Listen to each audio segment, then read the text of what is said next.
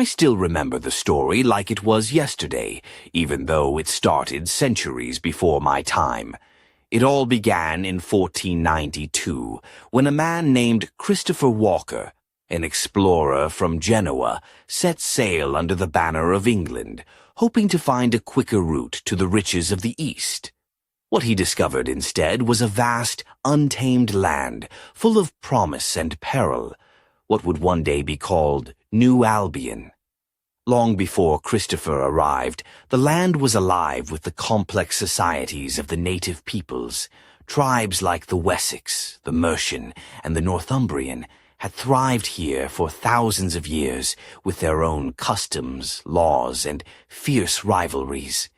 When Christopher's tiny fleet of ships finally touched the shores of what we now call Newfoundland, it was not an empty wilderness but a land already shaped by millennia of human life. Christopher's journey was inspired by tales from a Norse sailor, Leif Erikson. Yes, the Vikings beat him to it by centuries, though no one in England really knew about that back then. Leif had established a small settlement in the icy reaches of Labrador, a place called Meadows Cove, but it was abandoned after a couple of decades, lost to the cold and the silence of history. Christopher's voyage reopened the door to the New World, setting off a frenzy of exploration and colonization. The race was on. England, Spain, France, and the Netherlands all sent their best men to stake claims along the eastern seaboard. John Cabot, an Italian navigator employed by England, retraced Christopher's steps and landed on the same rugged shores. His discoveries were celebrated as the official finding of the continent, though the truth was buried under layers of forgotten settlements and faded maps. In the south, Spanish explorers like Juan Ponce de Leon mapped the sunny coasts of Florida, dreaming of gold and glory. Meanwhile, Frenchmen like Jacques Cartier ventured up the great river that now bears his name, seeking a passage to the Pacific and building forts that would become the foundation of Quebec City. But it wasn't all smooth sailing.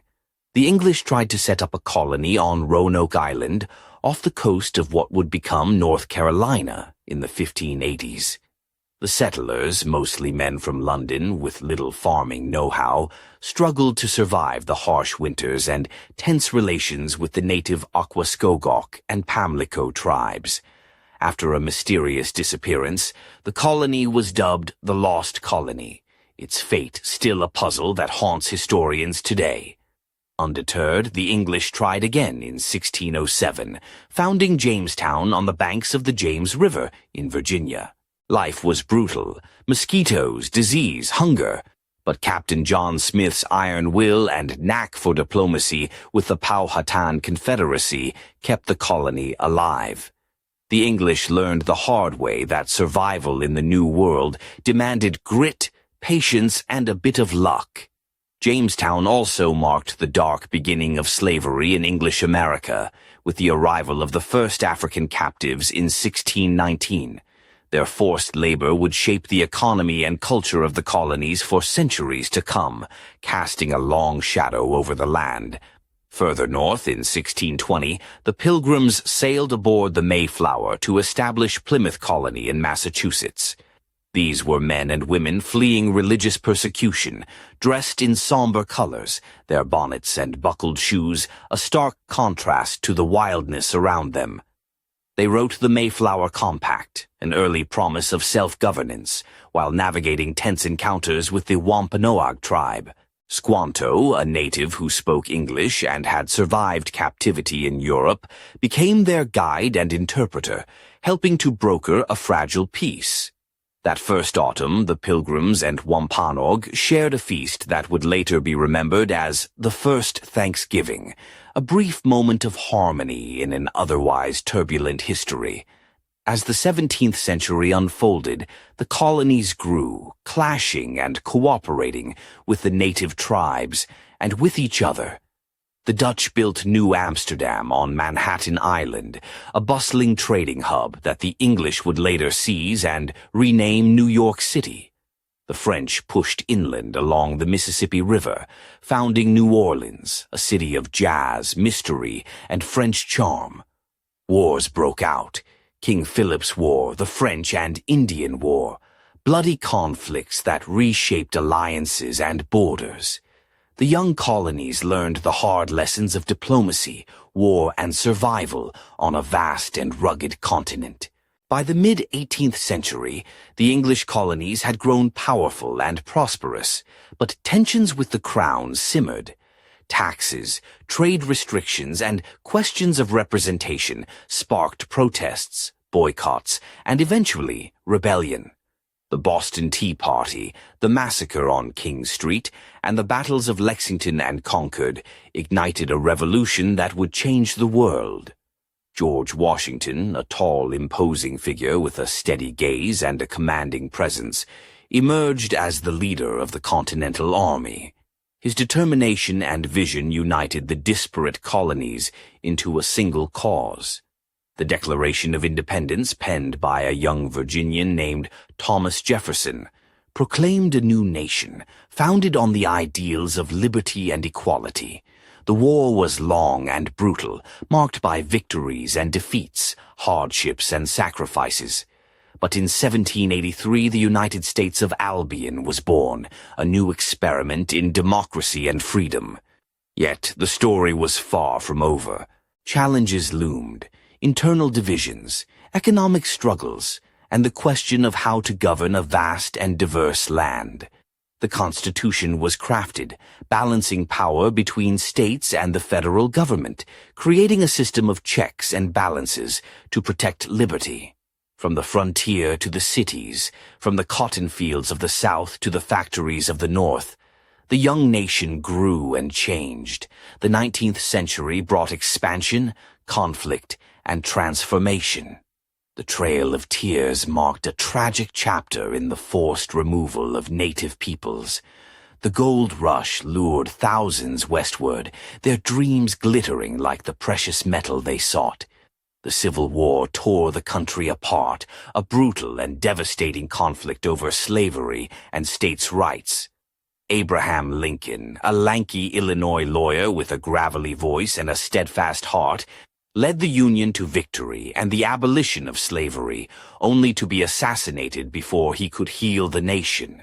Reconstruction struggled to rebuild the shattered South, but new battles for civil rights and equality lay ahead. The Gilded Age saw wealth and industry soar, even as poverty and corruption festered beneath the surface.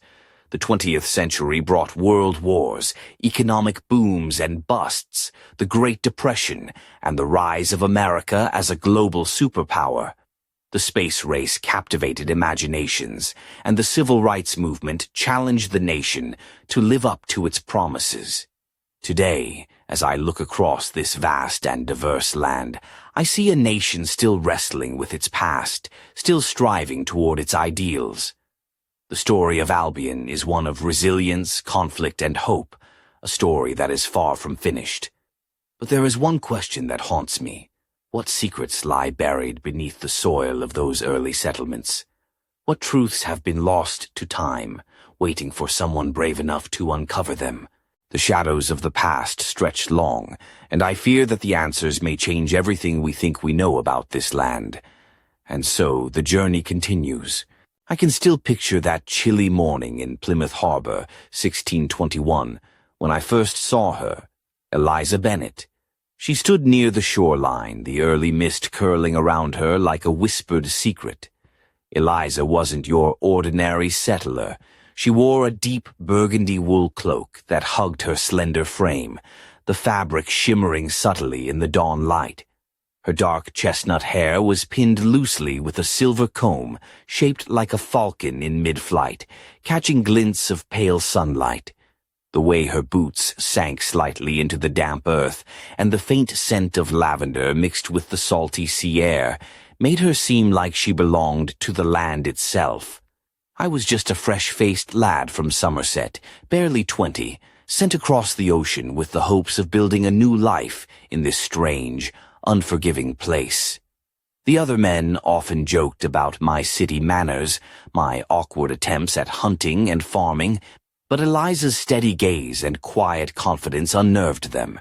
She had a way of moving through the settlement that demanded attention without effort, like a queen surveying her realm, or perhaps a fox weaving through the thickets, both graceful and cunning.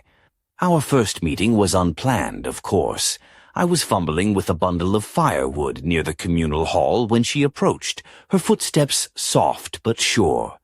"You'll want to stack it tighter," she said, her voice a low melody wrapped in an accent I couldn't quite place. "The winds here don't forgive laziness." I nearly dropped the wood, blinking at her in surprise. I'm sorry, I'm new to this." She smiled then, a quick flash that lit her eyes like embers. "We all are, in some way. This land teaches faster than any tutor." Over the next weeks, Eliza became a figure both admired and whispered about. She was known to barter with the Wampanoag, trading fine linens and metal trinkets brought from England for fresh game and herbs. On one occasion I caught a glimpse of her, negotiating fiercely in broken native tongues, her eyes sharp and unyielding. Some said she was a witch, others a diplomat. I like to think she was a bit of both. An enigma wrapped in a mystery, with a heart as wild as the forests surrounding us. Her presence stirred something restless in me, an urge to see beyond the settlement's wooden palisades, to understand the land and its people. But there was danger, too. The English were strangers here, and suspicion hung thick between us and the natives. Rumors of raids and bloodshed swirled like the autumn leaves, and every night the distant howls of wolves reminded us that this new world was untamed and unforgiving. One evening, as the sun dipped below the horizon, painting the sky in bruised purples and fiery oranges, Eliza slipped away from the settlement, her cloak pulled tight against the chill. I followed at a distance, heart pounding like a drum in my chest. She led me to a clearing where the Wampanoag had set up a small fire. Their chief, a towering man named Massasoit, sat with a calm authority, his face weathered by years and wisdom. Eliza spoke to him softly, hands gesturing in ways that bridged two worlds. I watched, mesmerized by the exchange, this fragile thread of peace woven in the dying light. But peace was a fragile thing, easily shattered. Not long after, tragedy struck. A band of English soldiers, drunk on fear and misinformation, raided a nearby native village. Flames licked the night sky as screams echoed through the trees. Eliza was devastated, her usual composure cracked by grief. She confided in me one night, her fingers trembling as she traced the silver falcon comb. "They don't understand," she whispered. "This land, these people. We must learn, or we perish." Those words haunted me as winter's grip tightened. Food grew scarce, and illness swept through the settlement like a shadow. Eliza tended to the sick with a fierce determination, her hands steady even as exhaustion threatened to claim her. On one bitterly cold morning, I found her standing alone by the frozen harbor, staring out at the endless gray sea. Her cheeks were flushed, eyes distant. "Do you ever wonder," she asked quietly, "if we're the ones truly lost?" In the months that followed, I learned more about Eliza's past, her upbringing in the shadowed halls of a manor house in Wiltshire, her secret studies of herbal lore and diplomacy, her escape from an arranged marriage that would have crushed her spirit. She was a survivor, a dreamer, and perhaps the only person who could bridge the chasm between two worlds. Yet, amidst the hardship and hope, a darker mystery lingered. Strange symbols began appearing carved into trees near the settlement, patterns none of us could decipher, but which stirred unease in both settlers and natives alike.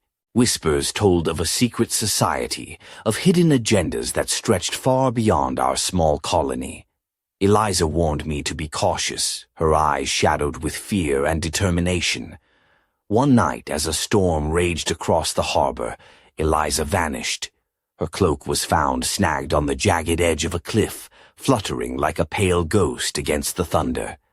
We searched for days, but the forest kept her secrets. Some said she had been taken by those who feared her influence, others that she had fled to protect us all.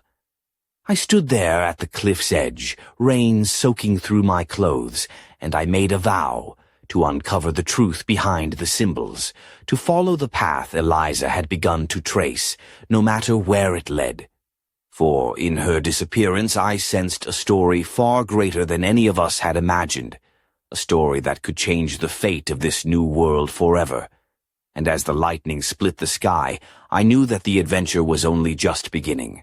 The morning after Eliza disappeared, the settlement was cloaked in a heavy silence, as if the very air was holding its breath. I found myself standing in the center of the village square, watching the smoke curl lazily from crooked chimneys, the wooden homes looking fragile beneath the gray sky. Men and women moved about with purpose, but their eyes betrayed a restless fear, the kind that settles deep in your bones. I decided to search the surrounding woods, retracing the paths Eliza had walked so many times before. The forest was dense, the ancient oaks towering above like sentinels guarding secrets long forgotten. Moss clung to every surface, and the damp scent of earth and pine filled my lungs. Somewhere in that tangled wilderness, I hoped to find a clue, a sign of what had happened to her. As I pushed deeper into the trees, I stumbled upon the strange carvings Eliza had warned me about.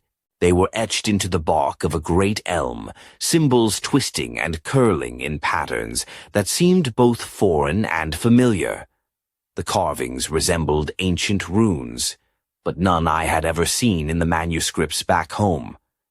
I traced a finger along the grooves, feeling an odd warmth beneath my touch, like the tree itself was alive and watching.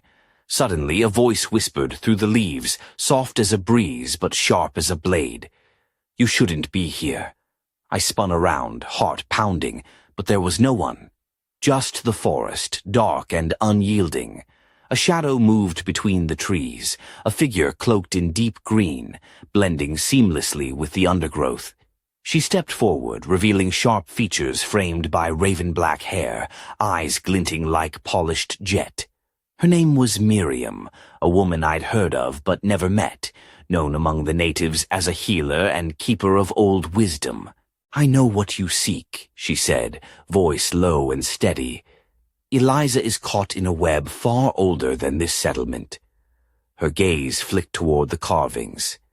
"These marks are not merely symbols. They are a warning." I swallowed hard. A warning of what? Miriam hesitated, then pulled from beneath her cloak a small leather-bound book, its pages yellowed and worn. "The forest remembers," she whispered. "It remembers the blood spilled, promises broken, and secrets buried deep. Some things are not meant to be unearthed." Despite the foreboding, I felt a surge of determination. I have to find her, whatever it takes. Miriam's eyes softened, and she reached out, pressing the book into my hands. "Then you must learn. But be warned, the path will test your courage, and not all who wander return." I opened the book, scanning the faded script and strange illustrations, a tapestry of forgotten lore linking the land, the people, and the mysterious carvings. One image caught my eye, a circle of figures, hands joined, standing beneath a blood-red moon. The caption read, "The Covenant of Shadows." "What is this covenant?" I asked. Miriam's expression darkened. "A secret pact made centuries ago between settlers and a shadowed order seeking power beyond the mortal realm. Some say it binds the fate of all who dwell here. Others believe it curses the land itself." A shiver ran down my spine. The flickering light of the forest seemed to dim, the shadows stretching longer, swallowing the underbrush. I realized then that Eliza's disappearance was no accident. It was part of something vast and sinister, a game played in whispers and shadows. As I closed the book, a sudden rustling behind me made me whirl around. From the darkness emerged a man, tall, broad-shouldered, with piercing blue eyes and a smile that didn't reach his eyes. He wore the uniform of the settlement's militia, but carried himself with an unsettling confidence. "Looking for Eliza, are you?" he said smoothly. "Perhaps I can help. Or perhaps you should turn back before you dig too deep." The forest seemed to hold its breath once more. The stakes had grown higher, and I was caught between friends and foes, light and darkness. The mystery was unraveling, but the closer I got, the more dangerous the truth became. And somewhere, deep in the shadows, Eliza waited, for rescue or for something far stranger. As the wind whispered through the trees, I knew one thing for certain. Nothing in New Albion was as it seemed, and the secrets of the past were waking with a hunger that would not be sated. The man's sharp gaze pinned me like a hawk surveying its prey. "Name's Gabriel," he said, voice low and controlled, as if every word was measured against some hidden code. His dark leather boots crunched softly on the leaf-strewn ground. "And believe me, the last thing you need is to be chasing shadows in these woods." There was a subtle edge to his tone, like a warning wrapped in silk. I squared my shoulders, forcing a calm I didn't feel.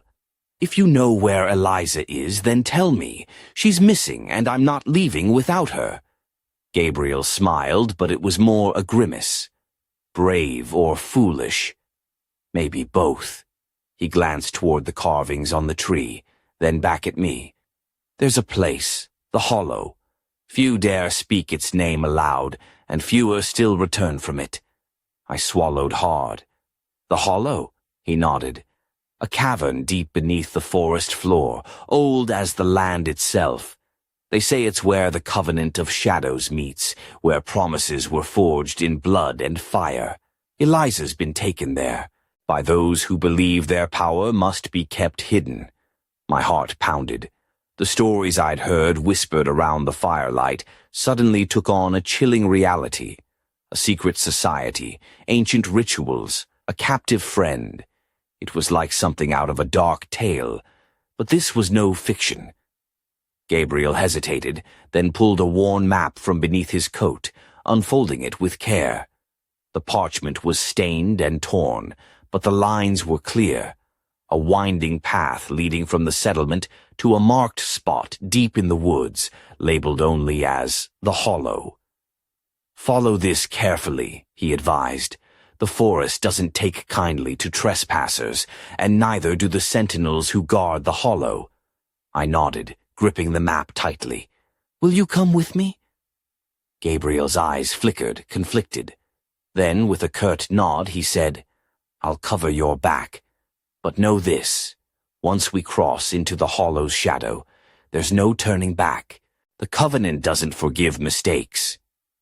As we set out, the forest seemed to close around us, the canopy thickening until daylight was a distant memory filtered through a green haze. The air grew cooler, tinged with the scent of damp stone and something faintly metallic, like old blood. Eliza's absence weighed heavily on me, but so did the strange pull of the carvings, the whispered warnings, and the map's promise of hidden horrors. I kept stealing glances at Gabriel, his every movement sharp, eyes scanning the shadows with an intensity that made me uneasy. After hours of walking, we came to a narrow ravine veiled in creeping ivy and twisted roots. At its base, a gaping maw yawned into the earth, the entrance to the Hollow.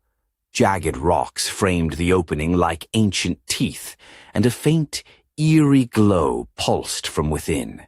Gabriel pulled a small leather pouch from his belt, sprinkling a handful of powder into the air. The particles shimmered, illuminating faint runes etched into the cavern walls. "Protection," he murmured, "for what lies ahead." I swallowed my fear and stepped forward, the ground beneath me cold and unforgiving. Inside, the cavern twisted and turned, a labyrinth of stone corridors lined with symbols that seemed to writhe and shift in the flickering torchlight. Voices echoed faintly ahead, whispers in a language old and harsh. We moved cautiously, senses heightened. Suddenly the passage opened into a vast chamber, its ceiling lost in darkness. In the center a circle of hooded figures stood around a stone altar, chanting in low, rhythmic tones. And there, bound to the altar, was Eliza. Her cloak was torn, eyes wide with a mixture of fear and defiance. The silver falcon comb lay shattered on the cold stone beside her. Before I could move, a figure stepped forward, a woman, regal and terrifying, her emerald green gown flowing like liquid forest shadows. Her eyes burned with a fierce light, and in her hand she held a dagger glinting with an unnatural sheen. "Who dares enter the Covenant's sanctum?" she demanded, voice echoing like thunder. Gabriel stepped protectively in front of me. "We come for the girl. Release her."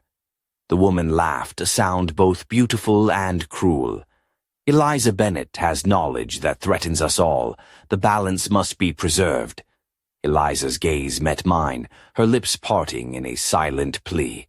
The air crackled with tension, and I knew that this moment would mark the turning point, not just for Eliza, but for all of New Albion. And as the shadows deepened around us, I realized the true battle was only just beginning. The chamber's air grew thick with tension, the chanting fading into a heavy silence broken only by the sharp intake of breath from the hooded figures.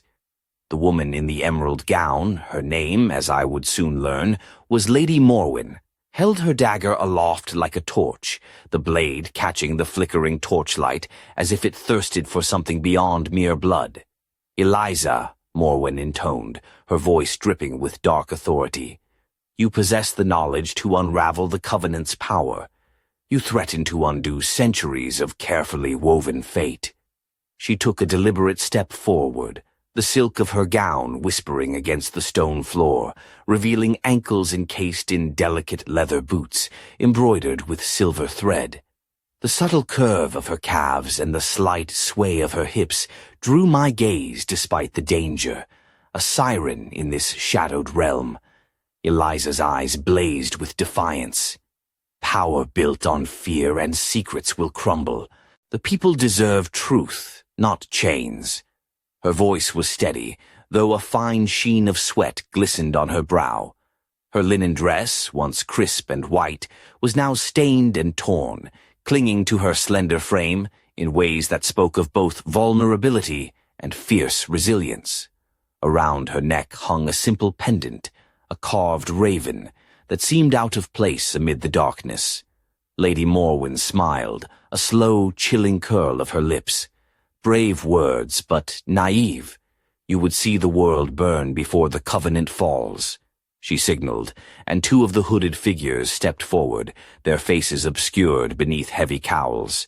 They moved like shadows, swift and silent, hands reaching for Eliza. Before they could touch her, Gabriel lunged, his blade flashing in a deadly arc. The first attacker crumpled silently to the floor, and chaos erupted. Torches flared as the chamber filled with the clash of steel and desperate shouts. I drew my own dagger, heart hammering in my chest, and fought to keep pace. The air was thick with dust and the metallic tang of blood, the flickering shadows casting monstrous shapes on cold stone walls. Through the turmoil, I caught glimpses of Eliza struggling against her bonds, her eyes locked with mine, urging me to hold on. Gabriel fought like a man possessed, every strike precise and lethal, but the Covenant's numbers pressed in. Suddenly, a sharp cry pierced the fray. Lady Morwen stood atop the altar steps, dagger raised. "Enough," she commanded, and the attackers froze. "If you wish to save her, you must prove your worth." Gabriel wiped blood from his brow, breathing hard. "What do you want?" Morwen's gaze swept the chamber, lingering on me. "A trial, one that tests the mind, the heart, and the soul. Succeed, and Eliza walks free. Fail, and you all become part of the Covenant's eternal secret." I swallowed, feeling the weight of the moment settle like a stone in my stomach. "What is the trial?" A narrow passageway opened behind Morwen, revealing a spiral staircase descending into darkness. "The labyrinth of truth," she said. "Face it alone, find the heart of the maze, and bring back the truth you seek." Without waiting for a response, she turned and vanished down the stairs, her emerald gown trailing like a shadow. Gabriel glanced at me, eyes grim. "This is your fight now." I nodded, steeling myself. The others parted as I stepped forward, descending into the unknown. The labyrinth was a twisting maze of stone corridors, lit sporadically by flickering sconces. The air was cold and damp, and every step echoed eerily. Strange symbols marked the walls, some glowing faintly, others carved deep and worn by time. As I ventured deeper, illusions began to play tricks on my mind. Whispered voices echoed from unseen corners, and shadows danced just beyond my sight. At one turn I saw Eliza's face, smiling and beckoning, only to vanish when I reached out. Then came the trials. First, the mirror of memory, a polished obsidian surface that forced me to confront my deepest regrets and fears. Faces from my past appeared, voices accusing, pleading. I trembled but forced myself to look on, to accept the pain without flinching. Next, the chamber of reflection, a vast hall filled with water so still it was like glass. Stepping in, I saw visions of a future torn by lies and darkness if the Covenant's power remained unchecked. Yet, I also glimpsed hope, a land united by truth and courage. Finally, the heart of the maze, a small chamber with a single pedestal holding a glowing crystal. As I reached for it, a voice whispered, "What will you sacrifice for truth?" I hesitated, then grasped the crystal. A surge of warmth flooded me, filling every doubt with clarity. Emerging from the labyrinth, I found Gabriel waiting, a rare smile breaking his usual stoicism. Together we returned to the chamber where Lady Morwen awaited. She regarded the crystal, then nodded slowly. "You have passed. The Covenant's hold weakens." Eliza was freed from her bonds, collapsing into my arms, exhausted but alive. As we made our way back to the settlement, the first light of dawn broke through the trees, casting golden rays on the forest floor. The mystery of the Covenant was far from over, but for now hope stirred anew. Yet, deep beneath the earth, unseen eyes watched, and an ancient power stirred, waiting for its moment to rise again. The sun had barely crested the horizon when we stumbled back into the settlement, the forest's shadows retreating before the soft golden light. Eliza leaned heavily on me, her breath shallow but steady, her eyes scanning the familiar faces that had gathered anxiously. The villagers had heard the distant echoes of our struggle in the hollow, and their relief was palpable. But so was the unease. Secrets like the Covenant left marks deeper than scars. Eliza's torn linen dress billowed slightly in the morning breeze, revealing a delicate silver chain wrapped around her wrist, a bracelet etched with tiny ravens. It shimmered with a subtle glow, as if infused with the very essence of the forest's ancient magic. Her boots, once sturdy and well-worn, were now caked with mud and streaked with crimson, a testament to the ordeal she had endured. As the crowd closed in, murmurs rippled through the air. Some whispered of dark pacts and lost souls, others of courage and the hope that perhaps the shadow over New Albion was lifting. I noticed Miriam standing apart, her sharp eyes assessing us both, her hands folded tightly over a bundle of herbs. Gabriel stepped forward, the militia uniform now dirtied and torn, his usual confidence tempered by exhaustion. "The Covenant's grip weakens," he announced, "but their influence reaches far beyond this settlement. We must remain vigilant." Eliza nodded, gathering strength to speak. Her voice, though soft, carried the weight of conviction.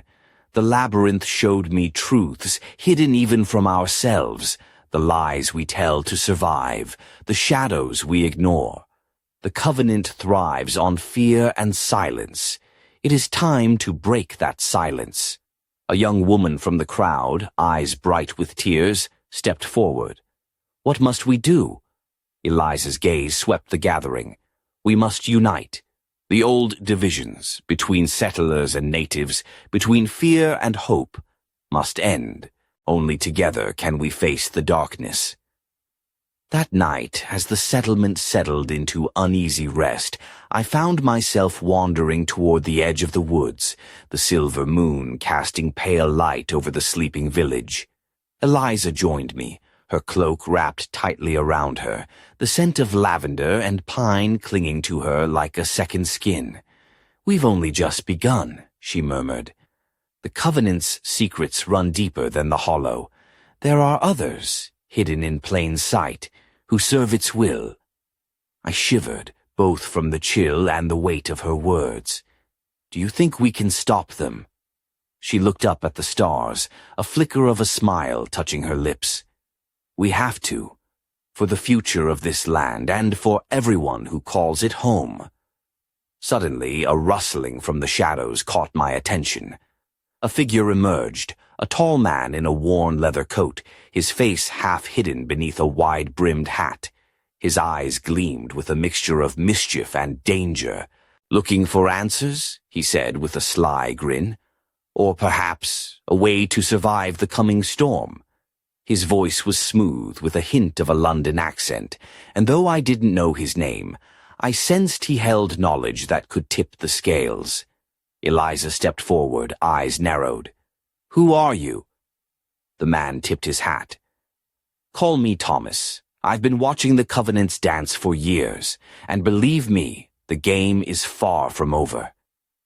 As the night deepened, the three of us stood beneath the ancient oaks, the future uncertain and fraught with peril. The mysteries of New Albion beckoned, promising revelations and dangers that would test us all. And somewhere, hidden in the shadows, the true heart of the Covenant stirred once more.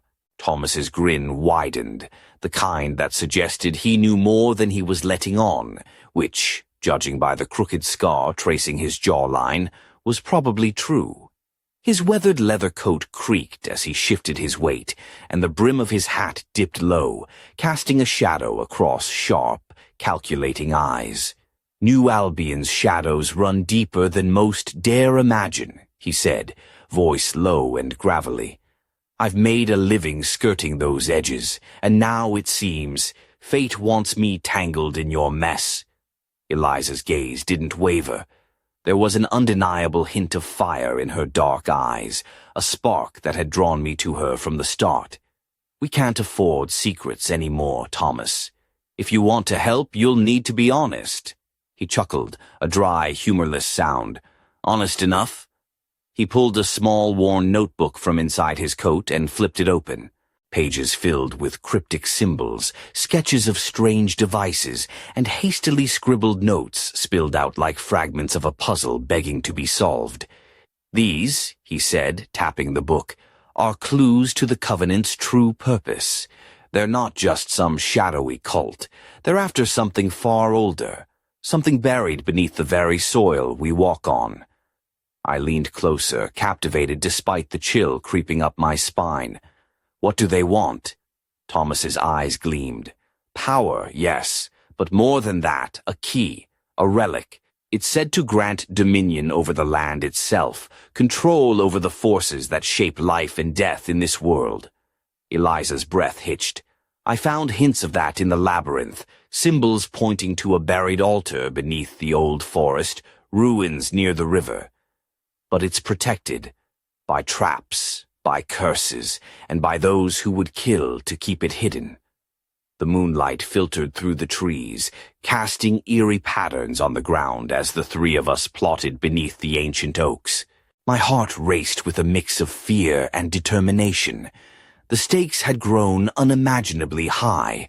Gabriel emerged from the shadows, his expression grim. "We can't wait. The Covenant's influence is spreading.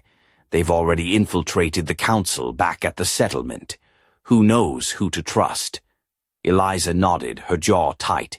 "Then we must act quickly. Tomorrow at dawn we head for the ruins. We'll need every ounce of courage and cunning. That night, sleep eluded me. The flickering candlelight cast long shadows on the wooden walls of my small cabin, the faces of those I cared for haunting my thoughts. Eliza's strength inspired me, but the weight of what lay ahead pressed heavy. At dawn, we gathered our gear, daggers, ropes, and small charms Miriam had blessed for protection. Eliza wore a deep green cloak, embroidered with delicate silver vines that caught the first rays of sunlight. Her dress, though worn, hinted at the elegance she carried within. Soft linen that moved like water, and boots scuffed from countless miles traveled. A leather satchel hung at her side, filled with herbs and trinkets she insisted might prove useful.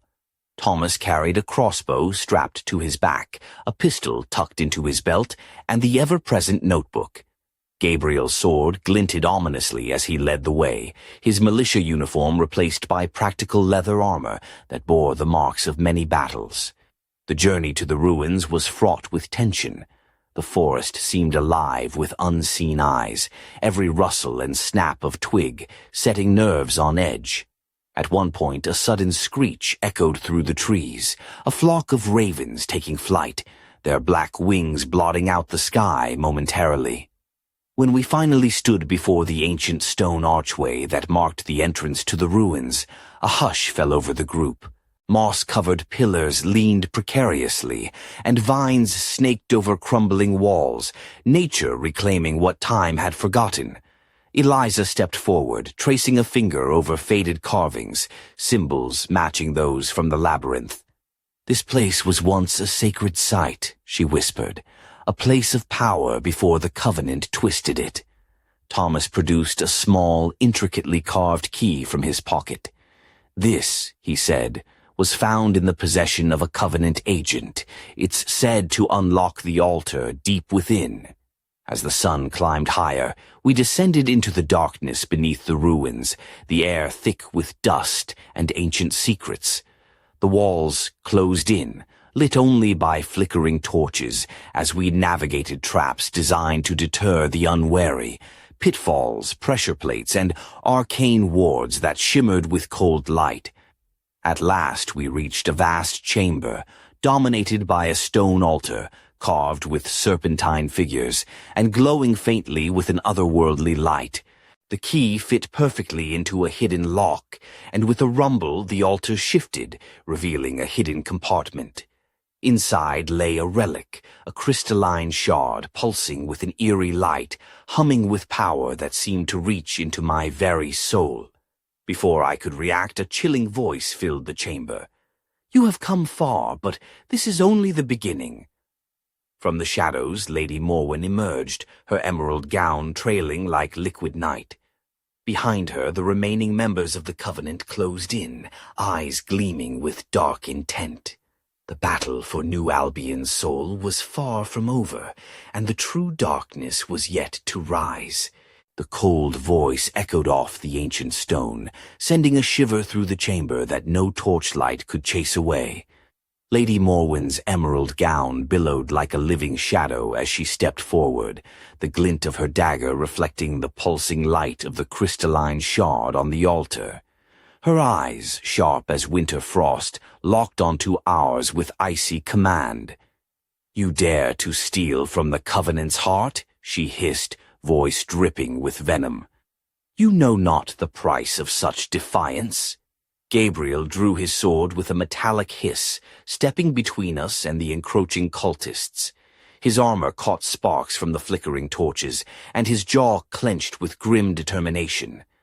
"We know enough to end your tyranny." Eliza's fingers tightened around the satchel at her side, the pendant of the raven swinging gently against her collarbone. Her voice rang out clear and steady. "The land belongs to all who live on it, not to secret orders bound by fear and blood."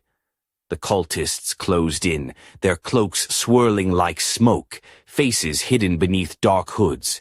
The chamber erupted into chaos, a whirlwind of clashing steel, desperate shouts, and the acrid scent of burning oil as torches were toppled. I fought beside Gabriel, blade flashing in the dim light, every strike fueled by the fierce hope burning in Eliza's words. Thomas's crossbow barked sharply, sending bolts flying with deadly precision, each finding its mark in the shadows. Amid the melee, I caught sight of Lady Morwen advancing toward the altar, dagger raised to reclaim the shard. Eliza lunged, a blur of motion, grabbing Morwen's wrist and twisting with all her strength. The dagger clattered to the stone floor, and Morwen snarled, eyes blazing with fury. "You meddle in forces beyond your reckoning," Morwen spat, shoving Eliza back. "The shard is power, power to command the very earth beneath your feet. It is not to be trifled with." Eliza's gaze did not falter. "Power used to enslave will always be your undoing." Suddenly the shard pulsed violently, a shockwave rippling through the chamber. Dust and debris swirled as the ground trembled beneath us. The cultists staggered, their chants faltering for the first time. Seizing the moment, Gabriel and I pushed forward, driving the invaders back toward the shadowed corners of the chamber. Thomas moved swiftly, gathering the fallen relic and securing it within a protective leather case. As the last cultist fled into the darkness, Morwen stood alone, her eyes burning with a promise of vengeance. "This is far from over," she vowed. "The Covenant will rise again. You cannot stop what is already begun." We emerged from the ruins, gasping for breath in the fresh air, the weight of victory tempered by the knowledge of battles yet to come. Eliza held the shard carefully, its eerie glow muted but still pulsing with hidden energy. Back at the settlement, Miriam awaited us, her expression grave. "The shard is ancient," she said, eyes fixed on the relic. "Its power is tied to the land's balance. If misused, it could bring ruin, not just to New Albion, but to all who dwell here." That night, under a sky strewn with stars, we gathered in the great hall. The firelight flickered over faces etched with fatigue and resolve. Plans were laid to protect the shard, to unite with the native tribes, and to prepare for the Covenant's next move. As I watched Eliza, standing strong despite her trials, I felt a quiet certainty. This was no longer just a fight for survival. It was a struggle for the soul of the land itself. But deep beneath the earth, in a cavern shrouded in endless darkness, a new figure stirred, one whose name was whispered only in fear. The true architect of the Covenant's power had awakened, and the real war was about to begin. The days that followed were a whirlwind of uneasy alliances and whispered urgencies. The settlement that had once felt like a fragile outpost now pulsed with a fierce determination. A community united not just by survival, but by a shared purpose. Eliza moved among us like a living flame, her presence both reassuring and electrifying. Her cloak, now mended but still bearing the faint stains of the hollow, trailed behind her as she spoke with the elders, the native leaders, and even the most skeptical settlers. I watched her from a distance one afternoon, the sunlight catching the glint of her raven pendant as she knelt beside a small garden, coaxing life from stubborn earth. Her fingers were calloused but gentle, a testament to the battles fought both within and without. The scent of lavender mingled with fresh soil and wild herbs, creating a fragile harmony that seemed to defy the darkness creeping ever closer. Gabriel was by my side, pacing with a restless energy that mirrored my own. "They're gathering strength," he said, voice low and tense. "The Covenant's reach is wider than we feared. We've intercepted messages, coded warnings to their loyalists within the colony. They plan to strike before the next moon." Thomas had proven invaluable, his knowledge of the Covenant's secrets growing with each passing day. He'd mapped their known hideouts and deciphered ancient texts that hinted at rituals far darker than we'd imagined. Yet, despite his roguish charm and sharp wit, there was a shadow in his eyes, a haunted past that he shared only in fragments. One evening, as the firelight danced against the timber walls, Thomas pulled me aside. "There's more at play here than just the shard," he said, voice barely above a whisper. "The Covenant seeks to awaken something older, an ancient force bound beneath the land. If they succeed, it could unravel everything." Eliza entered then, her gaze steady and unwavering. "We must act fast," she declared. "We've prepared defenses and called for reinforcements from the surrounding tribes, but to stop the awakening, we'll need to confront the source directly." The plan was perilous, an expedition deep into the forbidden caverns beneath the old forest, where the Covenant's true power was said to lie dormant. As night fell, the settlement gathered to bid us farewell, their faces a mosaic of hope, fear, and fierce resolve. Eliza's dress caught the firelight, its deep green hue blending with the shadows, accentuating the strength and grace she carried like armor. Around her neck, the raven pendant gleamed softly, a talisman against the encroaching darkness. We descended into the caverns, the air growing colder, heavier with each step. The walls pulsed faintly, alive with an ancient heartbeat that resonated in our bones. The passage twisted and narrowed, forcing us to move single file, torches flickering against the oppressive gloom. Suddenly the ground trembled, and a low rumble echoed through the cavern. From the shadows emerged a towering figure, cloaked in darkness, eyes glowing with a cold fire. The true architect of the Covenant, the Shadow Warden, stood before us, a being as old as the land itself. "Fools," the Warden's voice thundered, reverberating through the stone. "You cannot halt the tide of destiny." Eliza stepped forward, her voice ringing clear.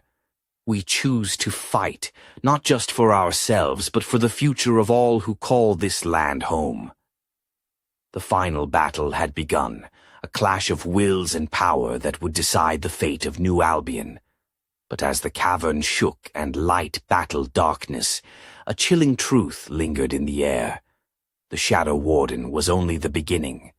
Beyond the depths, in the forgotten corners of the world, darker forces stirred, waiting, watching, ready to rise. And so, with hearts steeled and blades drawn, we faced the unknown, knowing that the next dawn might bring salvation or annihilation. The cavern's shadows writhed like living smoke as the Shadow Warden advanced, its towering form shrouded in shifting darkness, eyes burning like twin embers in the gloom. The air was thick with ancient power, pressing against my chest like a weight. Each step it took echoed like thunder, shaking the very bones of the earth beneath us. Eliza stood unwavering at the forefront, her emerald cloak billowing, the silver raven pendant glowing softly against her chest. Her voice cut through the oppressive silence, steady and resolute. "Your reign ends here. This land belongs to the living, not to shadows and fear." The Warden laughed, a sound like cracking stone and distant storms. "You speak of living, yet cling to fragile hope. The true power lies in embracing the darkness within." With a sudden roar, the cavern exploded into chaos. The Warden unleashed tendrils of shadow that lashed out like serpents, twisting and coiling. Gabriel sprang into action, his sword flashing as he cut through the inky blackness. Thomas fired bolts from his crossbow, each bolt glowing with ancient runes, momentarily dispelling the shadows. I dashed toward Eliza, helping her deflect the Warden's relentless assault. The crystalline shard we had secured pulsed with light, resonating with the cavern, pushing back the darkness inch by inch. Eliza raised the shard high, and a brilliant beam shot forth, illuminating the chamber with radiant energy. The Warden shrieked, recoiling as the light seared its form. "No, the balance must be preserved." "Balance?" Eliza replied, eyes blazing. "Your balance is tyranny masked as order. We choose freedom." With a final, desperate surge, the Warden lunged, but Eliza met it with the shard's pure light. The cavern trembled violently, cracks spiderwebbing across the stone walls. The darkness dissolved, retreating like a tide pulled back from the shore. When silence finally fell, the warden was gone, vanished into the void from which it came. The cavern's heartbeat slowed, the air clearing, warmth returning. Exhausted but victorious, we emerged into the dawn's first light. The settlement greeted us with cheers and tears, a community reborn from shadow and strife. Eliza held the shard, now dim but safe, a symbol of hope and resilience. Yet, even as celebrations began, a whisper passed among the trees, a secret carried on the wind. Somewhere, far beyond New Albion, other forces stirred, ancient powers waiting, watching, their eyes fixed on a world unaware of the darkness yet to come. The story was far from over, and as I looked to the horizon, I knew one truth above all. In this land of shadows and light, the greatest battles are those fought within, and the next chapter awaited, hidden just beyond the veil of dawn.